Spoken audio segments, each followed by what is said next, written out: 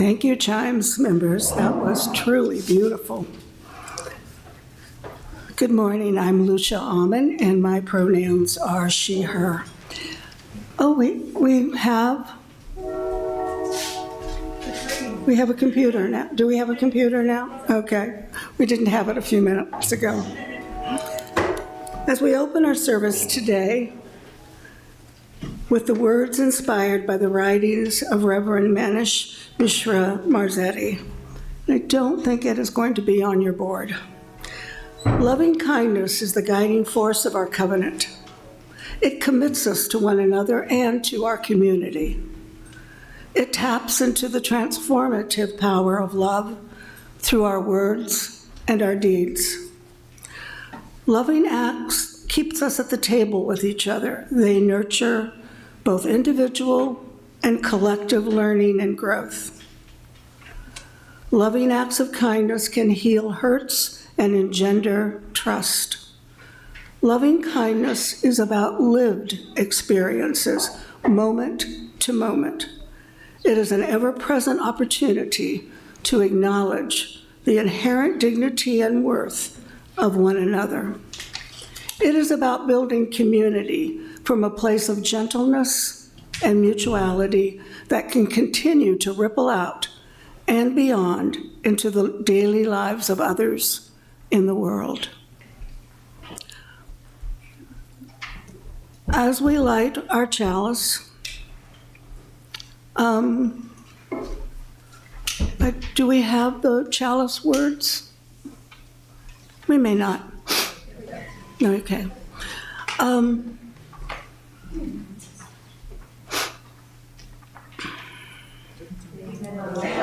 This chalice illuminate the message of our covenant. Of us to have loving kindness guide our interactions with each other. May we remember within each of us is the light of 1,000 suns.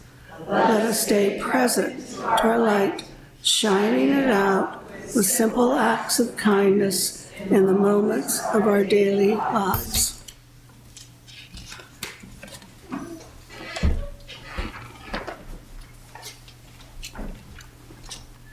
Please rise in body or spirit for our opening song, number 131 in the Great Hymnal.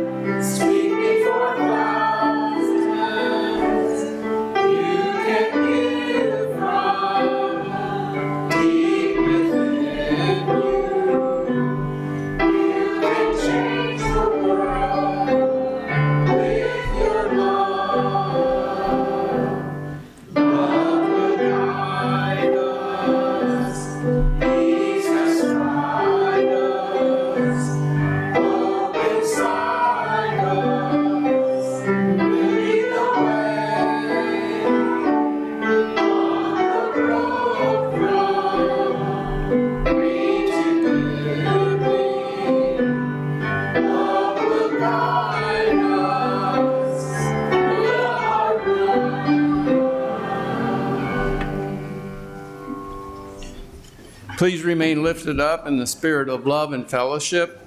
Let us acknowledge the holy in our midst by briefly greeting those around us, especially those we do not know.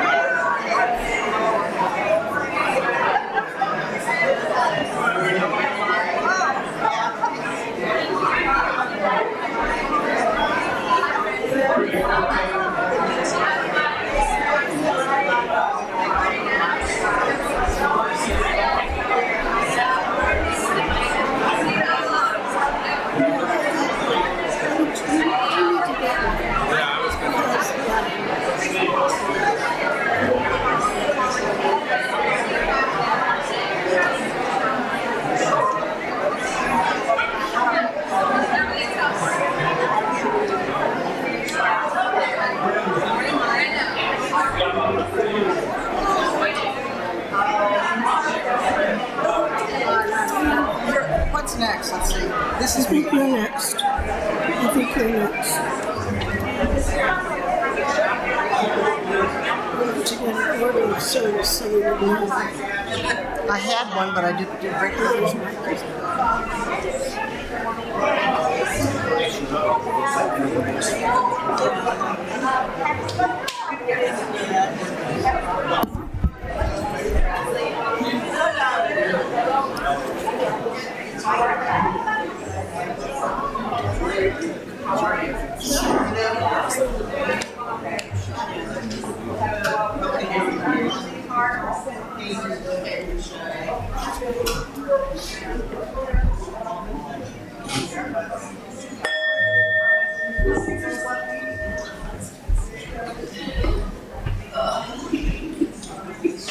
Good morning.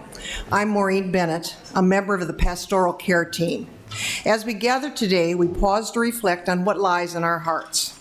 In this time of sharing, we take a moment to recognize our personal joys and sorrows and to read from the book of Joys and Sorrows those personal life events that you have chosen to share with us.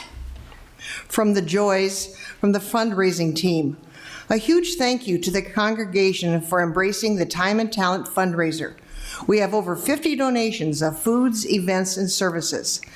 Look for the catalog later this week. And another from Marcy. David is running track and made the Illinois State's tournament, which will be next week. Can I just say something? It's really Dominic. I do this all the time. I write David instead of Dominic. Oh, I'm so sorry. It's Dominic. okay. So hooray for Dominic, yes. IT, is there any joys and sorrows listed? No, there's not. Thank you. For sorrows, Taryn has shared with us the passing of their favorite aunt, Betty. And Lori is reminding us of the passing of Gates' father, Thomas Camp, whose service is this coming Tuesday. Details are in the weekly newsletter. For what has been shared and what remains in the quiet sanctuary of our hearts, we are grateful. Let us become aware of the energy that brings us together in this beloved community. As we share a time of silent meditation, may we open our minds and hearts to a place of quiet, to a silent prayer for the healing of pain and the comfort of love. Following our meditation, we will enter into time of musical meditation where you're invited to come forward and light a candle. May we discover a sense of peace and fulfillment in the quiet, in the music, in the community, and in the light.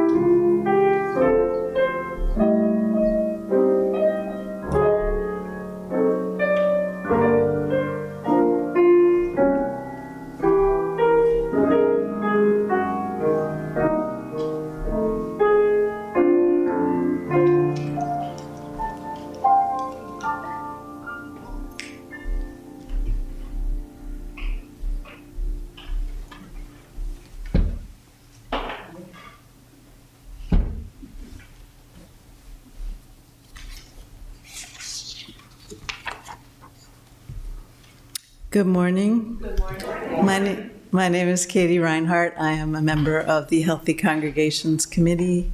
My pronouns are she and her. Today, our responsive reading is about, is the UUCQC Covenant of Right Relations. This was adopted in 2024 by the congregation.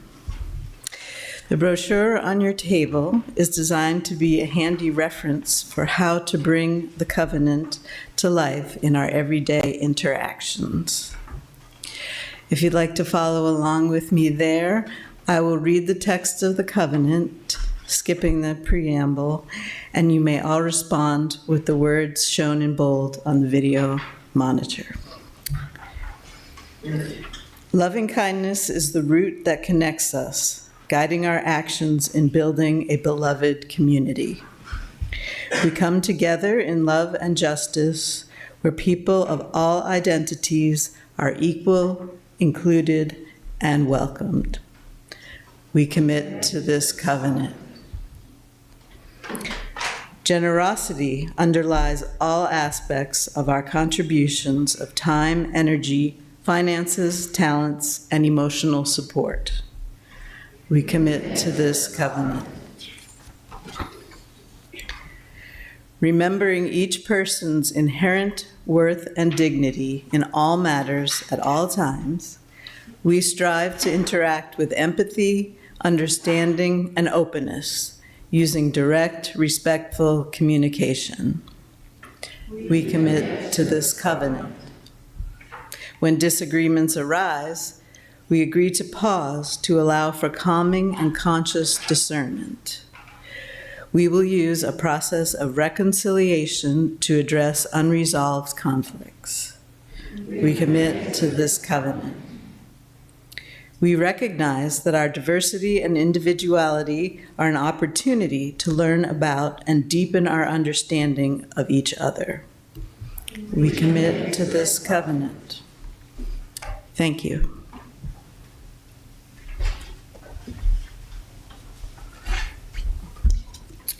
I'm Greg McGee. I do various things for the congregation. And this congregation is a theologically diverse religious community with membership open to all who are in accord with our values, mission, and vision. Our congregation is entirely self-governed through the democratic process. One of the privileges of our free church tradition is to provide all of the financial support for our many ministries from among ourselves. Generosity, therefore, is one of the spiritual values we recognize as central to our personal and our institutional well-being. This month's undesignated plate offering will go to, each year we offer one of our Share the Plate designations to the UUA, which we receive so much support. This is an opportunity for us to support their services and staff, from their semi-annual magazine to their annual General Assembly. There are a multitude of offerings you can access online. We invite you now to participate in the blessing of giving. As the ushers come around among you to accept the gifts of the congregation, please be as generous as you are able.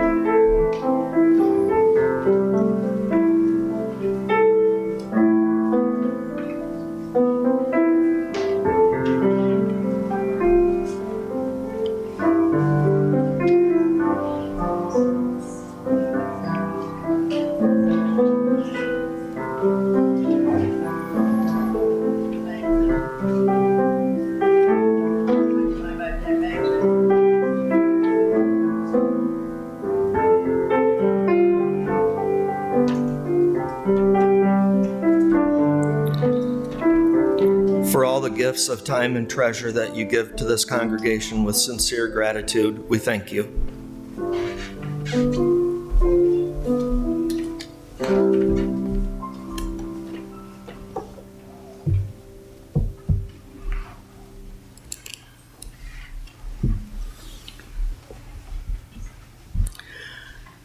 As you use living our values with love at the center, which is what our covenant is based on, and creating a beloved community is not an intellectual exercise. It requires commitment. It requires intent, thought, and practice, as well as deep listening, humility, forgiveness, and being open-hearted. When we make this commitment and stay present to the practice of it in our daily lives, we are doing spiritual work. We experience a deeper part of ourselves, the light of who we are. And as that light, we are also human beings who, despite our best intentions, will make mistakes. When we take chances and sometimes miss the mark, we simply have a mistake, but we can try again. We can strive to make our covenant the norm for our everyday behavior.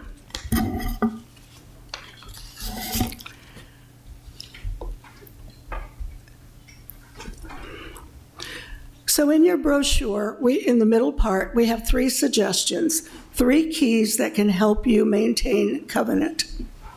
The first is, be kind, no excuses, no exceptions. Ask yourself if the thoughts you are having about a person or situation, or the words you want to use, or the actions you want to extend, if they are moving you away from or closer to loving kindness. When you're feeling distressed, it may help you think about what specifically will help you move your thoughts, words, and actions towards loving kindness. The second one is to check for understanding. Our brain processes billions of bits of data a day when we have seen, heard, felt, smelled, or tasted. And we filter that through our values, our experiences, our expectations, all the things that make up who we are. Then we interpret it to mean something that we call the truth. Others involved may not have interpreted it to have the same meaning or truth or perception. All perceptions do not need to be the same for them to be real. Your interpretation or understanding you had of the interaction may differ from that of someone who experienced the same events. When you're feeling distressed or sensing tension about an interaction, think about how you can check out your interpretation of the situation, or how you can check with the other person about their perception. And the third key is triangulation. Avoid triangulation. Basically, triangulation is when another tries to pull you into a disagreement or conflict that's not yours, to side with them by complaining about a situation, person, or group, but they're not willing to take constructive action to resolve it themselves. They may even want you to take care of it. With this one, you're talking with someone who's upset. So bringing in your empathy, you'll have to decide what you can say in order not to be drawn into the situation, or how you might redirect them to address it with those directly involved. Today, we're going to have our reflection is going to be a do-it-yourself activity. That's why you're sitting at the tables. And you're going to be given sheets with 3 questions, the 3 questions I asked earlier. And it may help you to think about these 3 questions as you answer the primary question, which is, How might we put the covenant into practice in our everyday interactions? So I'm going to give you 2 or 3 minutes to think about that, jot down your answer. And then the group will have about 10 minutes to discuss and answer this question. If you would designate a spokesperson who could take notes for the group so that they can later share it with the entire congregation. And with those of you who are online, put your thoughts in the chat, and Greg or whomever's up there will help you with that.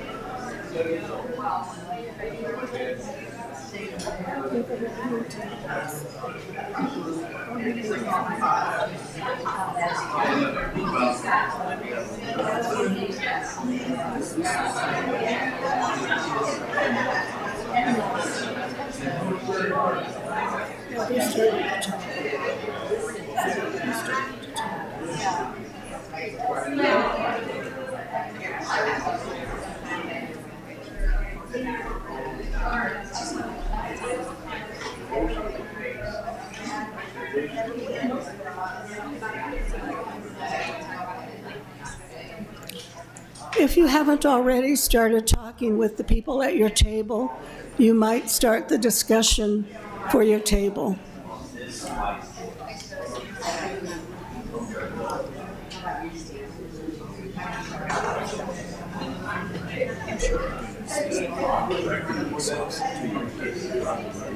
To what? Or being a substitute for age. Oh, age to, yeah. I should think. Is that microphone on? Oh, I don't know.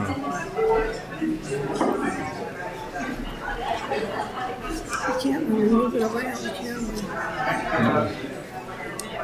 we? Or you want me to take it to tables? Yeah, if you can. Or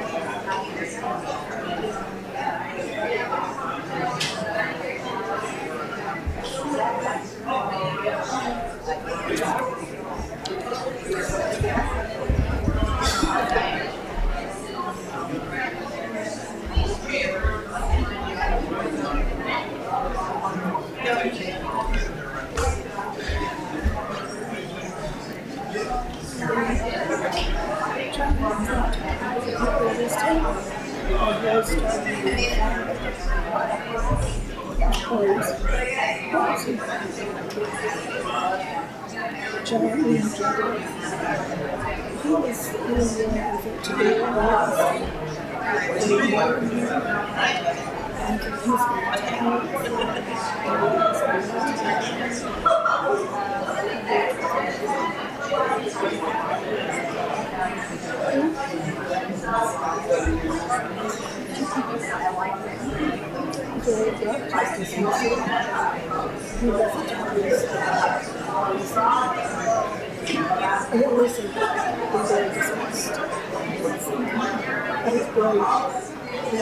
there's so much goodness. Okay, I think we should. I can see the discussions in here. I said give them maybe another minute or two. Folks, if we could have another minute or two, and maybe your spokesperson would be willing to speak for your group. We'll give you another minute.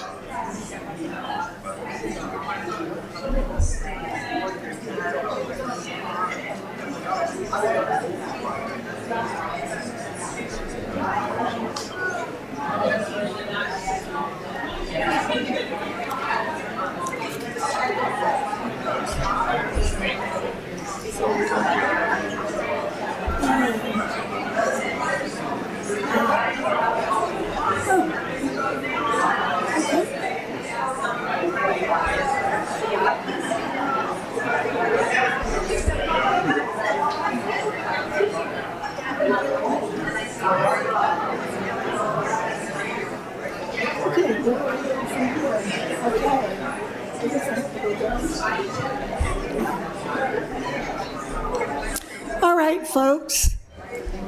Have you, do you have an answer for your table? Have some ideas? We've just found that the microphone is anchored, so we can't come to you. But if you, one of your spokespeople, would be willing to come up, unless you have a booming voice, just come on up.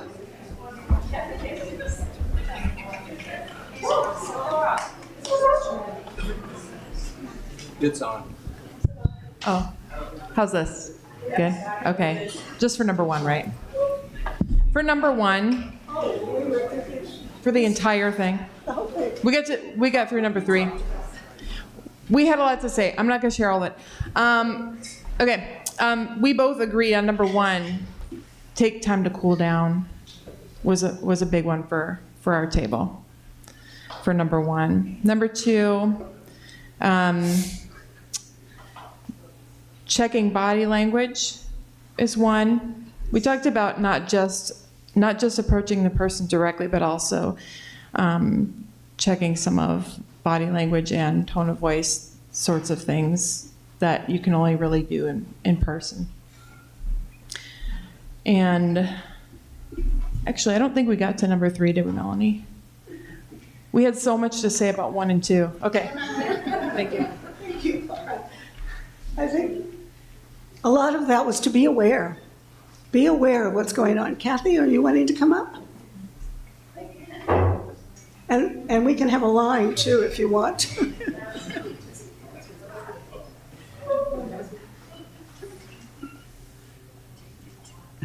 The first one, when feeling distressed.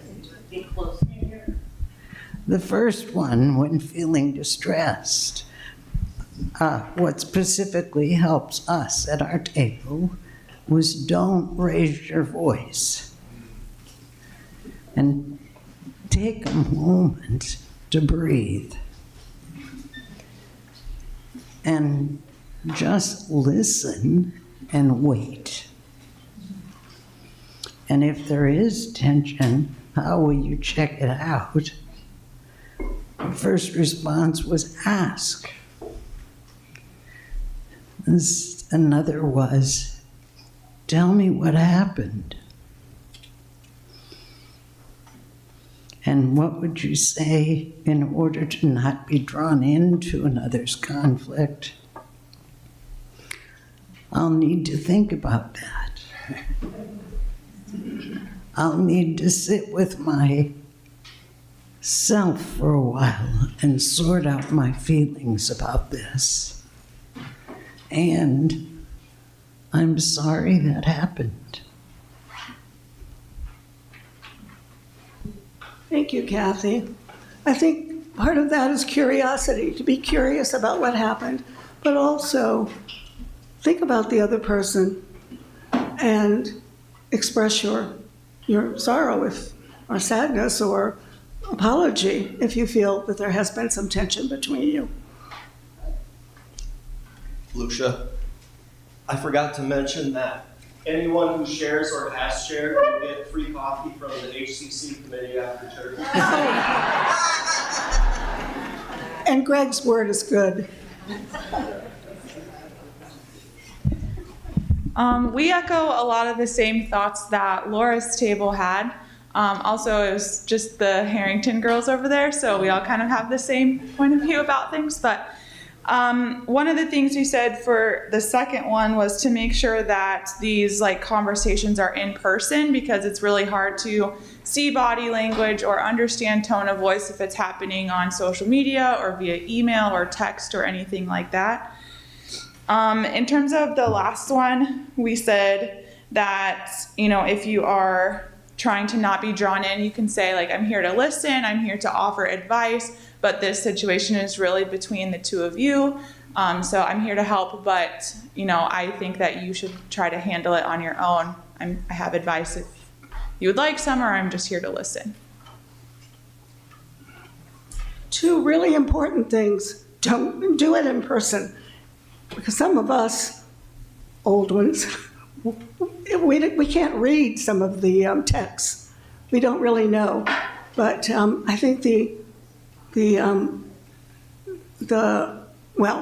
so in person is very, very important. Who else wants to come up or will come up? Marcy?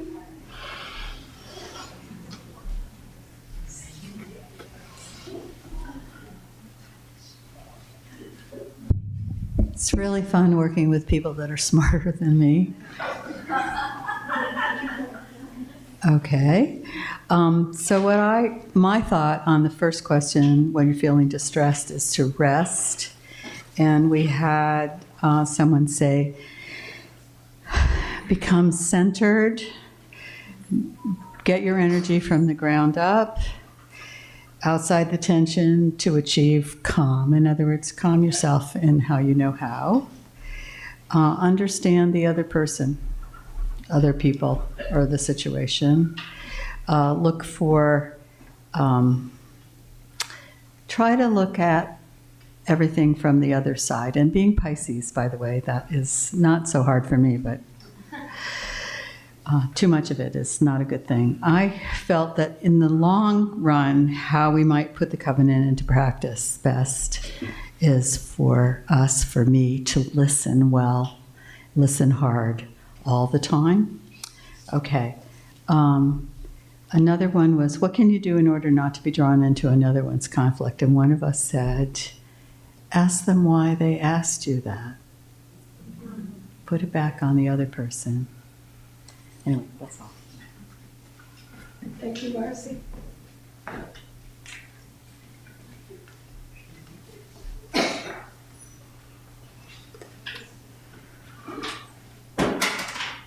Yeah, my group kind of went right to number 3. That one kind of jumped out the best. But starting with the first on when you're feeling distressed, sometimes thinking about your spirituality, the expression, what would Jesus do? So we have as a nature base, we can think, okay, is this good for Mother Nature? Is what our action is going to be helpful in the long haul? So that can sometimes come up. I mentioned meditation. There are certain meditation apps and things that can help center yourself. If there's tension, the expression of active listening, which is good both professionally and personally, it's good to understand how to develop that as a skill, ask questions, and to also put yourselves in other shoes is another thing that we emphasized. When you're drawn into a conflict, self-regulation is another skill that is helpful to kind of think about where you're at, reflect on what's going on, and not just be sort of hardwired to react, which is usually the case of what happens the most time because we're so fast-paced in society. So And sometimes planning can be a luxury, but I think if you can take time, make sure you do take time to reflect. Thank you.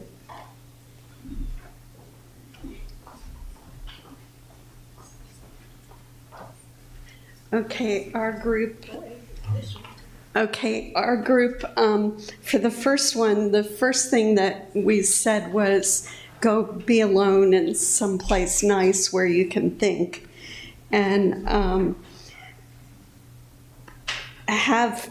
ask the question, help me understand why you believe it, if there's like a disagreement. And if there's tension, the help me understand is what we were talking about. Listen exactly to what they are saying. And then what you can say in order not to be drawn into another conflict.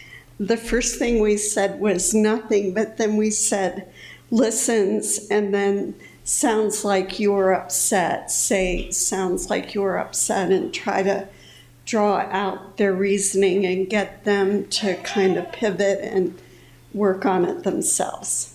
So that's what we did. Thank you. Help me understand is a powerful question. Powerful. Miriam?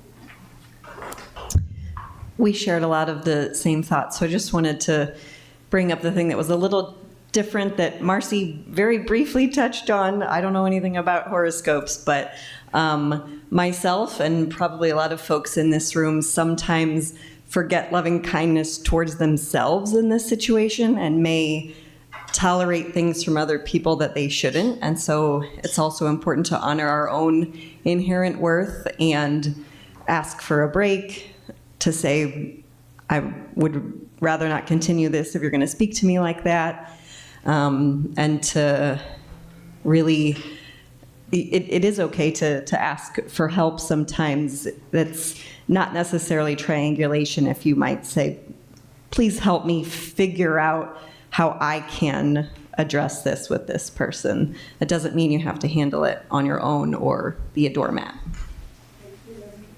Anyone else?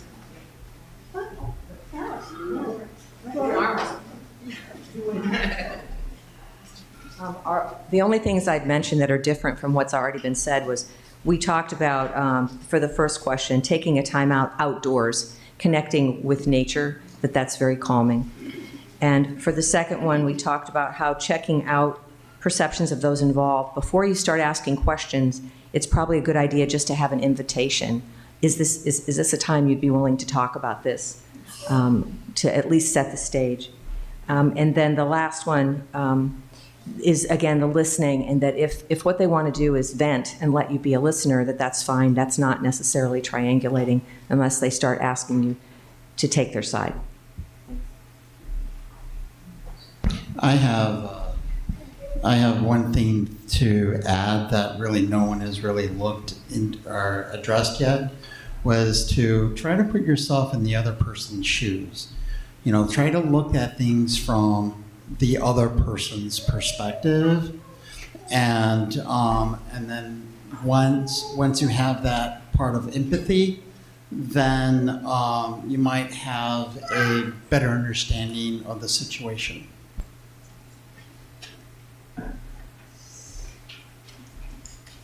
Our group pretty much echoes a lot here.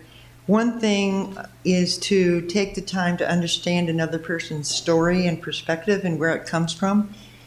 With culture, that we have diversity and people of all ages, and try to hear them from where they're coming from their life experience, so that we can find that middle ground. Mediate active listening, and the last one is for us to be not taking on their story and becoming complicit in living it out, but keep our story where we're at with it, learn from others, but don't take our story and make it be theirs. So that was ours. Our group just wants to say ditto on everything.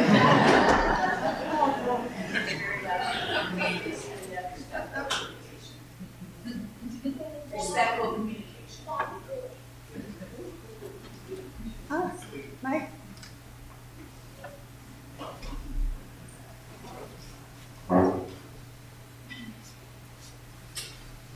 This is not going to be that much different, but as someone who meditates, you practice mindfulness.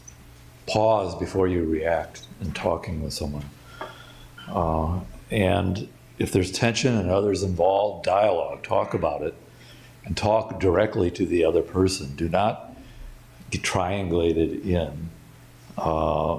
And if there's a more serious conflict, follow policy and procedures. I remember years ago, many years ago, decades ago, I was on a chair of the personnel committee, and there was an issue between a member and how the facticum at that time was using the riding lawnmower. So we sat down and we arbitrated it, and it was resolved. No big tension, and so that's the policy, whether it's with the minister or healthy congregation committee. It used to be a committee on ministry. I don't know what it is now.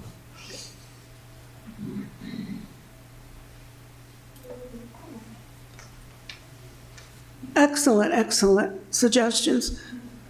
Our covenant is the foundation of our faith, and that's what makes us different from others. We don't say this is what we believe. We say this is the way I will treat you. And we say in our covenant we will treat you with loving kindness. And I think it's important for us to strive for that to be our daily norm.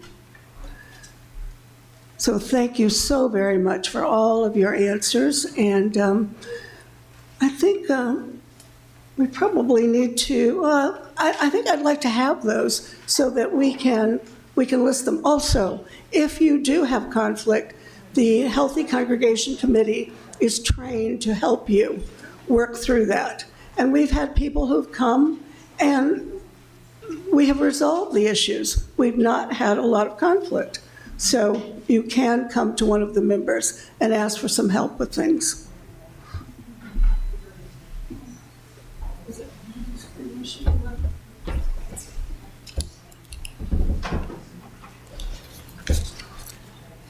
Okay. Oh, the song.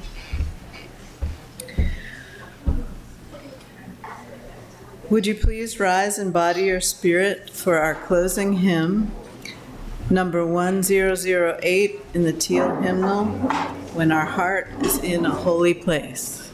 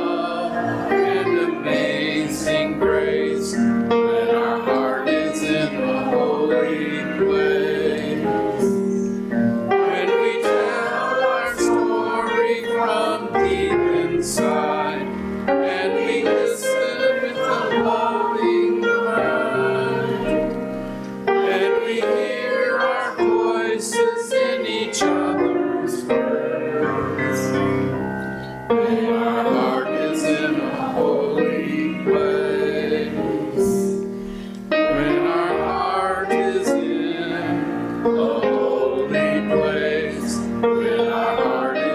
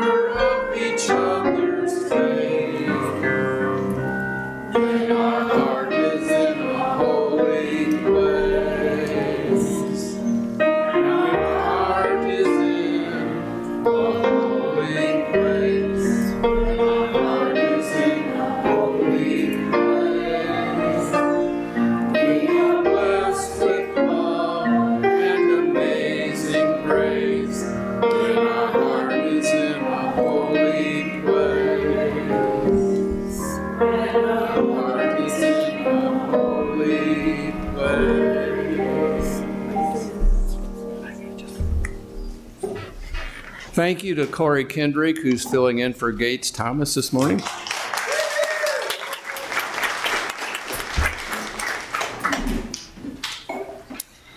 You may be seated for a few announcements, quite a few. If you have an announcement for Sunday service, please send it to office@uucqc.org the Thursday beforehand, the Sunday. The social justice team invites you to volunteer for Pride Fest this year. Please sign up to person our UUQC table at Schwiebert Park in Rock Island for a couple of hours on June 7th. You can see Lisa Campbell or Marcy Doyle or use the Sign Up Genius link in this past week's newsletter. The first 4 people to sign up will receive an entry bracelet. So they're also showing the film Swing Kids next Friday night. This free movie is about German teenagers during World War II who by day are forced to participate in Hitler Youth activities, but by night they meet to dance to band music. And that will be here in the sanctuary. Doors open at 6. Doors open at 6. Join the Mindful Makers group this Saturday, May 23rd from 11 to 3. You can bring a bag lunch and your craft project for a chance to enjoy a mental health break in community with others. You can see Mindy Pace for details. Mindy, where are they located? Social hall. Social hall, okay. Thomas N. Camp, a retired attorney in Davenport and the father of our music director, Gates Thomas, died peacefully on Monday, May 11th at 8:30 a.m. Visitation and funeral services will be held at Our Lady of the River Catholic Church, Highway 67 between LeClaire and Princeton, on Tuesday, May 19th. The visitation will be 10 a.m. to 12 p.m. at the church, with a funeral mass to follow at 12 noon. Burial will be at Rock Island National Cemetery on Arsenal Island. Arrangements are being handled by the Wheats Funeral Home. Sunday, May 24th, 12 to 2, is the next meeting of the UUCQC Drum Circle. All ages and skill levels are welcome here in the sanctuary for an exploration of sound. There are plenty of drums to share, or you can bring your own. And this is led by Sarah Martin. The audiovisual group seeks 3 or more volunteers to help just one Sunday a month, and you can contact Steve Pickerel if you are interested in that. And finally, an important reminder that our annual meeting is today at 11:15 in the sanctuary. So if you could please grab a coffee and return back up here for the vote on the budget and to elect and for the election. You'll also learn about the status of the strategic plan from the Strategic Plan Task Force. And finally, let me draw your attention to the additional announcements printed on the back of your service, your order of service.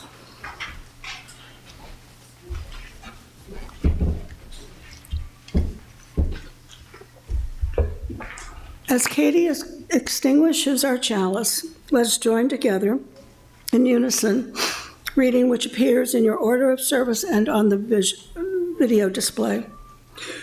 We extinguish the chalice which has reminded us of the light we carry within.